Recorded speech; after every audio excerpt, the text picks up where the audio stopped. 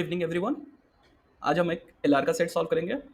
ये बेसिकली एक sitting arrangement इन अ round table का क्वेश्चन है। पहले आप इसको सॉल्व करने का कोशिश कीजिए, उसके बाद हम डिस्कस करेंगे।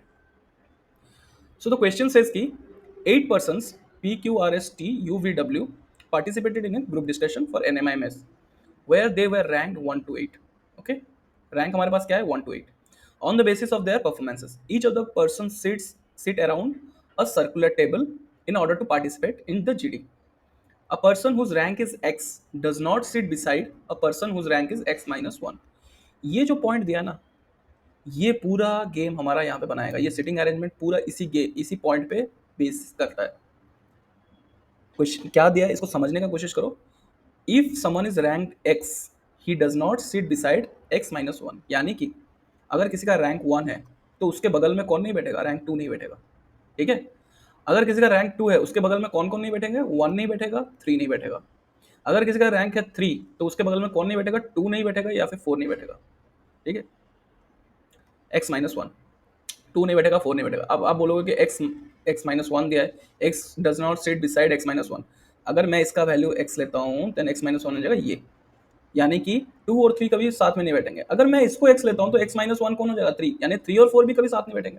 That is why I said कि जो भी नंबर लोगे, सपोज 5 यानी कि 4 और 6, ये तीनों एक साथ नहीं बैठेंगे कभी भी, या फिर 4 5 भी नहीं बैठेंगे, या 5 6 कोई भी एक साथ नहीं बैठेगा। समझ गए? होपफुली ये पॉइंट समझे, क्योंकि इसी पॉइंट पे पूरा क्वेश्चन चलेगा, इसी एक पॉइंट पे पूरा क्वेश्चन चलेगा अभी हमारा। ठीक है, ओके।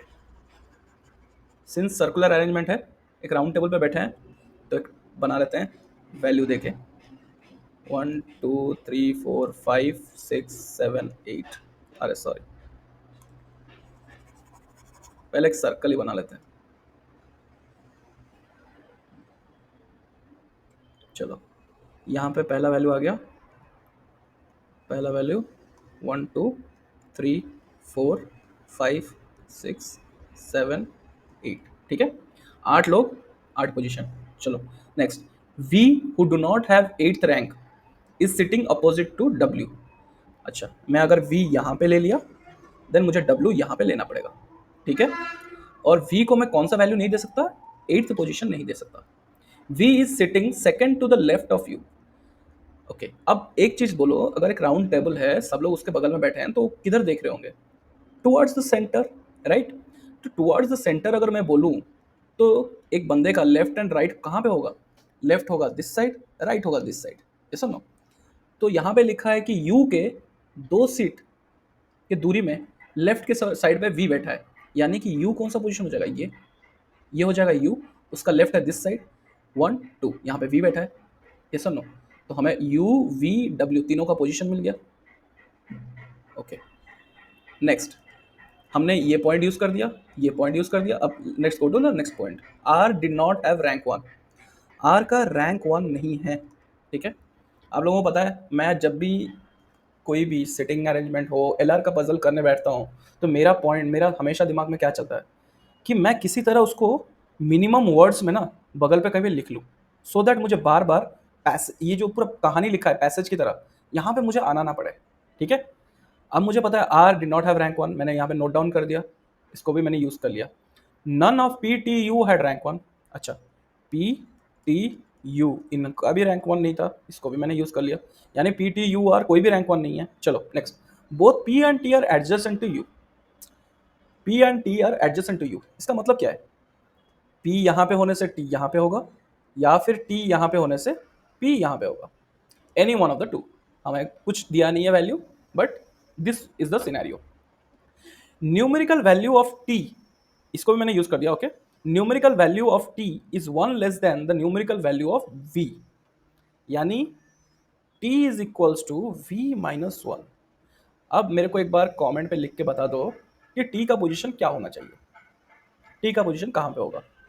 ठीक है, अगर पी टी में से मेरे को यहाँ पे सिटिंग अरेंजमेंट में एडजस्ट करना है, अगर आपको वो जो वैल्यू का सिस्टम समझ में आ गया होगा, जहाँ पे 2 के साइड में 1 और 3 नहीं बैठेंगे, या फिर 3 के बगल में 2 एंड 4 नहीं बैठेंगे, उसके हिसाब से अगर मैं समझूं तो टी और पी का लोकेशन क्या होना चाहिए। इट मीन्स टी का पोजीशन ये हो जाएगा एंड पी का पोजीशन ये हो जाएगा। क्यों? अगर टी यहाँ पे आया देन टी और वी का कैसा रिलेशन है? अगर वी का वैल्यू 6 है, वी का सपोज वैल्यू 6 है, देन टी का value is 5 according to this point. और मुझे पता है 6 और 5 कभी बगल में बैठ नहीं सकते, विच मीन्स टी को हमेशा पी से दूर ही भगाना है, जिसका मतलब है कि टी यहाँ पे रहेगा, पी यहाँ पे रहेगा। ठीक है, हमें W T U P V सबका पोजीशन पता चल गया है अब तक। Next, the numerical value of Q, Q's rank is one more than the numerical value of S rank. अच्छा, क्यू का rank is one more than S का रैंक, एस प्लस वन। अच्छा, यहाँ पे एक कैच है, ये जो मैं अभी पॉइंट सब नोट कर रहा हूँ, यहाँ पे क्या लिखा है? Numerical value. इसको भी समझने का कोशिश करो, what does it mean numerical value. अगर मुझे रैंक 1 मिला है, this is my numerical value, 1 is my numerical value. Okay, इस स्टेटमेंट का ये मतलब नहीं है कि सपोज मैं सेकंड रैंक आया हूं और Q's rank is 1 more than S rank, यानी कि वो रैंक 1 पे आ जाएगा। नहीं नहीं नहीं, न्यूमेरिकल वैल्यू में एक 1 मोर है, यानी कि 2 प्लस 1 है, यानी कि 3, उसका रैंक 3 है। आई होप ये समझ में आ गया होगा आप लोगों को। जब भी न्यूमेरिकल लिखा है we have to be careful, क्योंकि हम लोग कुछ भी ऐसा ऐसा वैसा वैल्यू नहीं दे सकते। ठीक है, so Q is equals to S plus one हमारे हिसाब से। हर जगह देखो यहाँ पे न्यूमेरिकल वैल्यूज यूज हुए हैं, हर जगह 6 7 8 9 हर पॉइंट पे न्यूमेरिकल वैल्यूज यूज हुए हैं। तो हमें समझ में आ रहा है एस प्लस वन मतलब उसका न्यूमेरिकल वैल्यू लिया गया है, एग्जिस्टिंग रैंक को नहीं ले रहे हैं कि हाँ इसका सेकंड रैंक आया तो उसका फर्स्ट रैंक, ऐसा नहीं हो रहा है। न्यूमेरिकली अगर उसका सेकंड रैंक आया तो 2 प्लस 1 3 थर्ड रैंक आया होगा। ठीक है, नेक्स्ट पॉइंट, 8th पॉइंट लेंगे, the numerical value of R, numerical value of R is lesser than that of numerical value of T, यानी टी से छोटा है आर। ठीक है, टी से छोटा है, यानी इसका मतलब क्या है? न्यूमेरिकल वैल्यू, अगर टी का न्यूमेरिकल वैल्यू है 6 तो आर का न्यूमेरिकल वैल्यू कितना हो जाएगा? 5, 1 to 5 कुछ भी हो सकता है, यानी कि वो फर्स्ट रैंक भी आ सकता है, second rank, third rank, fourth rank, कुछ भी आ सकता है। इट डजंट मीन कि 6 से छोटा है मतलब उसका रैंकिंग पोजीशन में छोटा है, नहीं, रैंकिंग पोजीशन में R is greater than T. Numerically if you see R is smaller than T. ठीक है, इस पॉइंट को भी यूज कर लिया हमने, इस पॉइंट को यूज किया। Numerical value of W, 9th point है, numerical value of W is 1 less than that of numerical value of S. Numerical value of W is 1 less than that of S. ठीक है, हमने सारे points को यहाँ पे note down कर लिया है, तो मेरे को बार बार चेक करने का कोई ज़रूरत नहीं है, पूरा ये जो भी पॉइंट्स दिए हैं। ठीक है, अब मैं डायरेक्ट क्वेश्चन को सॉल्व करूंगा। ठीक है, एक चीज़ मेरे को बताओ, एस का पोजीशन क्या होगा इधर? आप ये स्टेटमेंट पढ़ो, ये स्टेटमेंट पढ़ो, Q is equals to S plus one, W is equals to S minus one. यानी कि अगर मैं S को यहाँ पे रखता हूँ, सपोज S को यहाँ पे रखता हूँ, क्या ये पॉसिबल है? क्योंकि S is equals to W plus one, yes और no, which is not possible, यानी कि S इस पर्टिकुलर पोजीशन पे नहीं रह पाएगा। क्या मैं S को यहाँ पे रख सकता हूँ? शायद रख सकता हूँ, लेकिन एक चीज़ सोचो, Q के लिए पोजीशन क्या है? Q के लिए ये है, Q के लिए ये वाला पोजीशन है। Is it possible to keep Q next to S? नहीं, हम Q को S के बगल पे नहीं रख सकते, यानी कि S को डेफिनेटली Q से दूर यहाँ पे आना पड़ेगा, Q को डेफिनेटली यहाँ पे आना पड़ेगा एंड R को यहाँ पे आना पड़ेगा। आई होप कि सब कुछ क्लियर हो गया आप लोगों को कि किसका पोजीशन कैसे हमने डिफाइन किया है। ऑल राइट, अब देखते हैं कि वैल्यूज क्या क्या होंगे। हमें पता है P T U R are not rank one, यानी कि कौन कौन बच गए? Q, W, T तो चला गया, U चला गया, P चला गया, V एंड S। इनमें से कोई एक तो रैंक वन होगा ही होगा फॉर श्योर। अच्छा, T is equals to V minus one, एक पॉइंट देखो यहाँ पे दिया है T is equals to V minus one. अगर मैं V को रैंक वन देता हूँ तो T का वैल्यू कितना हो जाएगा? 0। Is it possible? क्योंकि हमें रैंकिंग टेबल क्या दिया है? 1 to 8, यानी कि V कभी भी रैंक वन नहीं हो सकता। अब W is also equals to S minus one. अगर W is equals to S minus one, क्या मैं S को रैंक वन दे सकता हूँ? नहीं दे सकता, क्योंकि S माइनस वन हो जाएगा तो W का वैल्यू 0 हो जाएगा, which is not possible. Q is equals to S plus one, अगर S रैंक वन नहीं है, S को हम लोग 0 वैल्यू भी नहीं दे सकते, क्या कभी भी Q रैंक वन होगा? नहीं होगा, यानी Q भी नहीं होगा। So who is rank one? W। W is rank one. अच्छा, S minus one is equals to W, then S का क्या वैल्यू होगा? 2, यस और नो? अगर S का वैल्यू 2 हो गया, Q का वैल्यू क्या हो जाएगा? 3। Getting my point? ये हो गया हमारा, तीन वैल्यूज हमने सॉर्ट कर लिया। ओके, अब नेक्स्ट हमें क्या दिया है, t is equals to v minus one. मैं एक बार क्लीन कर देता हूं थोड़ा सा ये वाला पार्ट, ठीक है।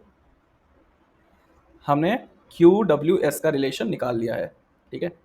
अच्छा, अब मेरे को एक बार बोलो कि यहाँ पे t का वैल्यू क्या नहीं हो सकता है, क्या नहीं हो सकता है। यहाँ पे क्यू टी का वैल्यू कुछ भी हो सकता है, क्योंकि 2 नहीं है, 3 नहीं है, 4 हो सकता है, 5 हो सकता है, 6 हो सकता है, 7 8 कुछ भी हो सकता है, right. Similar to U, similar to P, ठीक है, सबका सेम। अच्छा, मेरे को एक बार बोलो t is equals to V minus one. V minus one, V से एक कम, यानी कि v का रैंक अगर 7 होगा देन t का वैल्यू होगा 6। अगर v का वैल्यू 6 होगा देन t विल बी 5। ये अगर 5 होगा देन इट विल बी 4। यही है हमारे पास पॉसिबिलिटीज, यस और नो। ऑल राइट, अब सोचते हैं हम लोग क्या क्या वैल्यूज दे सकते हैं, किसको, किसी को क्या क्या वैल्यूज दे सकते हैं। हमें पता है r is greater then t, r is greater then t, yes और नो। किस टर्म पे, न्यूमेरिकल वैल्यू के हिसाब से r is greater then t, which means r is lesser then t, sorry r is lesser then t। यानी कि अगर मैं इसको 7 और 6 लूंगा देन r का वैल्यू क्या हो सकता है, 4 हो सकता है, 5 हो सकता है, यस और नो। अगर मैं इसको 6 एंड 5 लूंगा तो r का वैल्यू क्या हो सकता है, 4 हो सकता है। अगर मैं इसको 5 एंड 4 लूंगा तो r का वैल्यू क्या हो सकता है, कुछ भी नहीं हो सकता r का value. Then this scenario is not possible, you getting my point, this scenario is not possible.